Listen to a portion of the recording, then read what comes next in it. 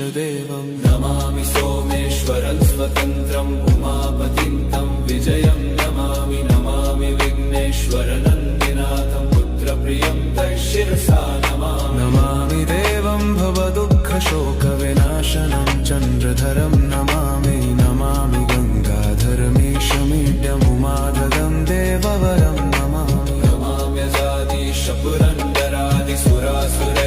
नमाम्यजादिशपुरन्दरादिसुरासुरैरचितपादपद्मं नमामि देवी मुखवादनान इक्षार्थमक्षित्रितयं यैष पञ्चामृतैर्गन्धसुधूपदीपैर्विचित्रपुष्पैर्विधैश्च मन्त्रैः अन्नप्रकारैः सकलोपचारैः